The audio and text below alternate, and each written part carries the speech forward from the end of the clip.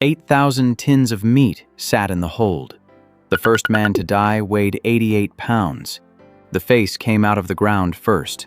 Not the coffin, not the plaque, not the folded hands. The face, a young man, mouth slightly open, eyes half-lidded and staring up through a few inches of meltwater at the people crouched over him. He looked like he had died the night before. He looked like he could be woken. He had lain under the gravel of a small Arctic island since the first day of 1846. When the permafrost let go of him in the summer of 1984, 138 years later, his skin was still on his bones, his hair was still on his head, and his face had held its last expression through every one of those years. That is the first finding. Before we open anything, this body should not exist. The Arctic kept it the way a morgue cooler keeps a body overnight. The frozen ground handed a pathologist something almost no pathologist ever gets from the deep past, so we are going to work this like a recent death. The subject is a male, biological age approximately 20 years at death. Name on the coffin plate, John Torrington. Rank, leading stoker. Ship, HMS Terror. Date of death, the 1st of January, 1846. He was the first of 129 men to die on the most famous failed expedition in the history of Arctic exploration, and for a long time his body was treated as the piece of evidence that finally explained all the others. Cause of death, according to the legend that grew up around this voyage, was lead. Slow, industrial, self-inflicted lead poisoning, carried in the food, spread through the whole crew, filed under one clean word for the better part of 40 years. What we are doing today is rebuilding the autopsy from the body up. The official story says one thing. The corpse of the man who supposedly proved it has been saying something more complicated since the day they lifted him out.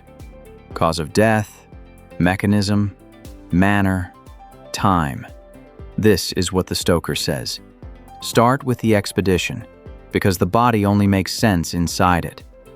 On the 19th of May, 1845, 2 Royal Navy ships sailed from Greenhithe in Kent to find the Northwest Passage. The sea road across the top of North America that every naval power in Europe had hunted for 3 centuries. The ships were HMS Erebus and HMS Terror, bomb vessels rebuilt for the ice, and the man in command was Sir John Franklin, a 59-year-old veteran of earlier Arctic disasters who had already nearly starved to death on one of them. 134 officers and men sailed. At Disco Bay, off the coast of Greenland, 5 were sent home sick on the supply ships. That left 129 men on the 2 vessels when they turned west into the pack in the summer of 1845. 2 whaling ships spoke to them once more in Baffin Bay that July. After that, silence. No message, no survivor, no ship for years.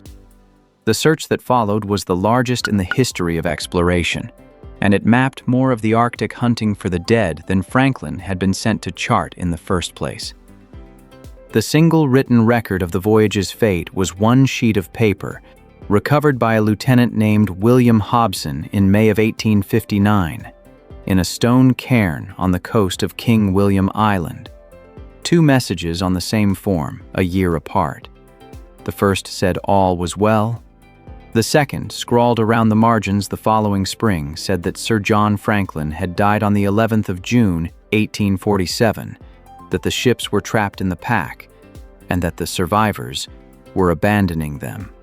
On the 22nd of April, 1848, the 105 men still alive walked away from the ships and set out south on foot, dragging boats on sledges.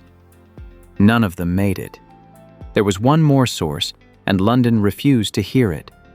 In 1854, a Hudson's Bay surveyor named John Ray met Inuit hunters who described the last of the white men, starving, dragging boats, falling as they walked, and the hunters told him something the Admiralty found intolerable, that in their final extremity, the survivors had eaten their own dead.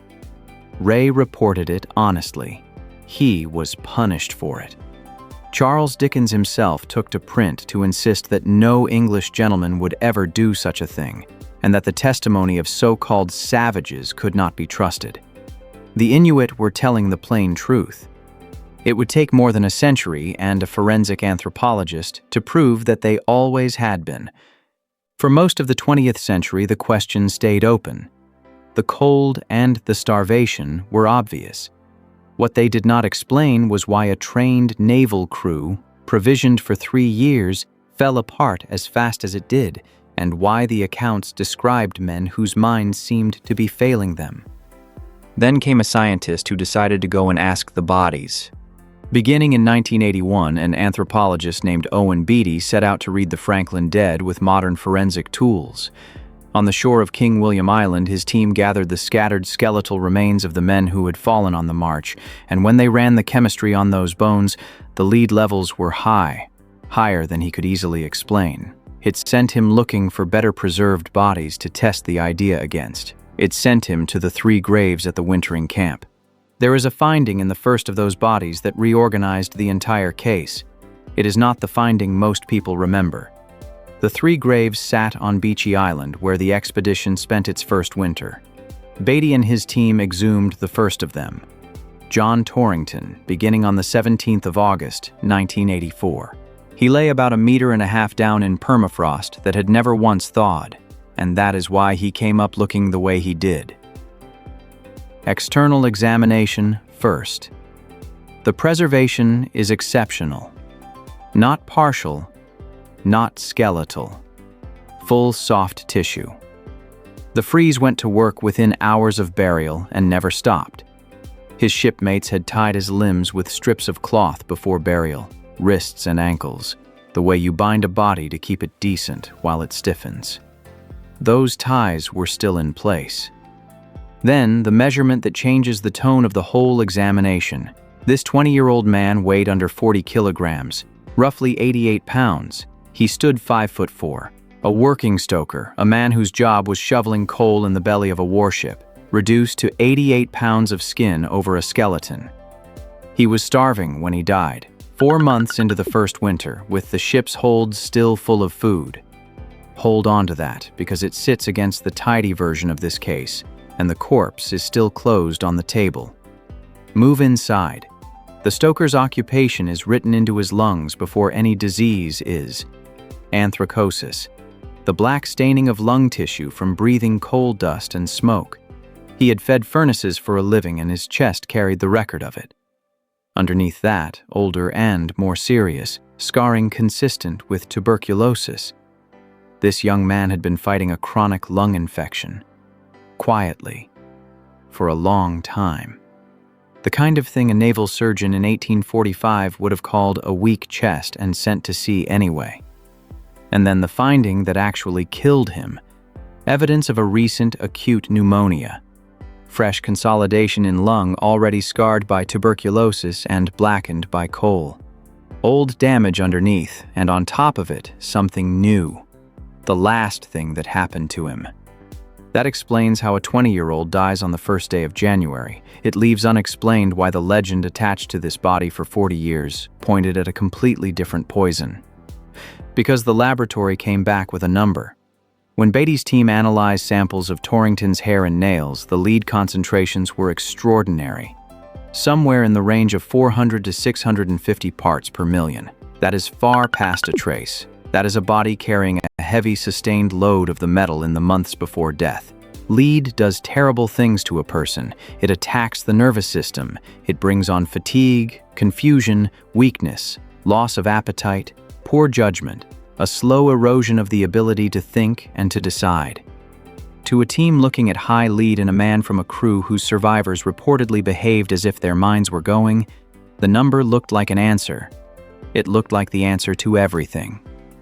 The theory arrived almost fully formed. The ships carried around 8,000 tins of preserved food, supplied on a rushed contract by a man named Stephen Goldner, and the lead solder sealing those tins was described as thick and sloppily done.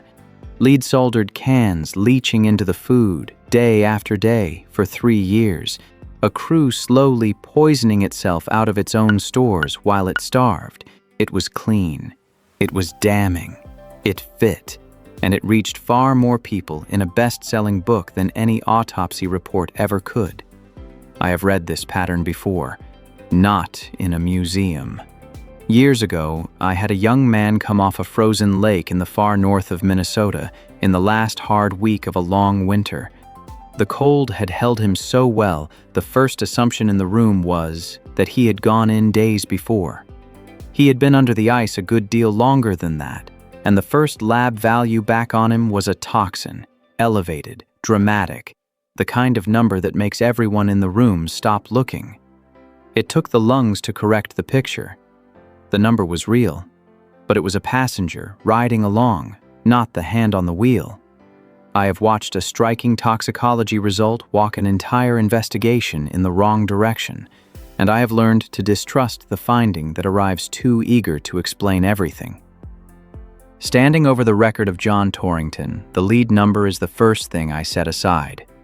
Not because it is false, because it arrived too neat.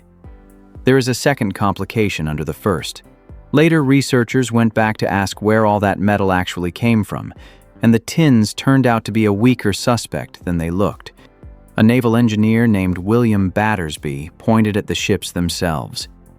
Erebus and Terror had been fitted with converted railway steam engines, and those engines drank enormous quantities of fresh water. The vessels made it with onboard desalination systems built of lead pipe and lead fittings.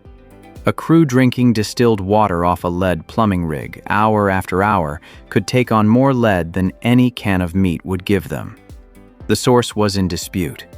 The poisoning, everyone still agreed, was the cause. If this kind of work, taking a death the record closed more than a century ago and opening the file back up, is the sort of thing you want more of, the subscribe button is where that request goes. Another case comes to this table most weeks. Now, the body against the legend. This is where the stoker and the legend stop agreeing. A single cause verdict is the thing a pathologist learns to distrust first. Look at the timing. John Torrington did not die at the end of a 3-year slow poisoning. He died on the 1st of January, 1846. Barely 6 months out of England. 4 months into the first winter. A can of Goldner's meat, killing a man by lead alone, would take far longer than that. Yet the first casualty of the voyage is already down to 88 pounds, already tubercular, already pneumonic. Whatever was wrong with this crew was wrong fast, and it was wrong in more than one system at once. The lead was in him, without question, but the metal did not put that acute infection in a chest that had been failing for years. The most famous piece of evidence for death by lead is a body that stopped breathing from an infection. And the century itself muddies the number further. The Victorians swam in lead. It was in the pewter they ate off, the glaze on their pottery, the pipes that carried their water, the paint on their walls, the very cosmetics on their faces. A high lead burden in a British body of the 1840s said far less about a man's rations than about his century. That alone should have slowed the rush to a verdict. The science kept moving, and it moved away from lead as the villain. In 2016, a team led by the researcher Jenny Christensen ran a different kind of test on a different man from these same graves. They took a preserved nail from John Hartnell, the able seaman buried beside Torington, and used a synchrotron to read the chemistry of it layer by layer, month by month, across the last part of his life. What they found did not match the poisoning story. For most of that final stretch, Hartnell's lead levels sat within a normal range. They spiked only at the very end as his body, breaking down and consuming its own tissue to survive, released stored lead back into his blood. The high reading was in part a symptom of dying and not only a cause of it. Hartnell is worth a moment on his own because he came to Beatty already opened. When the team lifted him in 1986, they found the marks of an earlier examination. The expedition's own surgeon had performed a crude autopsy on Hartnell back in 1846, cutting into his chest to look for the disease killing the crew. A ship's doctor, 140 years before Beatty, standing in the same Arctic dark, trying to read the same body and answer the same question. He could not name what he was looking at. The tools for that lay a century in the future, but he knew, even then, that the thing killing his shipmates was inside them, and he went looking for it in the one place a doctor of his century knew to look. What the Christensen study found instead of poisoning was severe zinc deficiency. Deep malnutrition, a diet that could not sustain a working body, an immune system starved of what it needed to fight infection. And zinc deficiency, as it happens, produces some of the very mental and physical symptoms that had been blamed on lead. The confusion, the weakness, the wasting. The bones of the men who died later carry the rest of it. Skeletal remains from King William Island show the pitting and scaling of scurvy. Vitamin C deficiency, the classic killer of long voyages, opening old wounds, loosening teeth, breaking a body down from the collagen out. Cold, starvation, scurvy, tuberculosis, zinc deficiency, pneumonia, lead, yes, somewhere in the pile. This was never one thing. It was a body, and then a whole crew of bodies, failing along every axis a body can fail. The corpse has finished telling us how this man died. What the frozen ground recorded next is the part no toxicology screen can reach. On King William Island, where the last of them walked and fell, the bones tell the end of the case in a language a pathologist reads without any lab at all.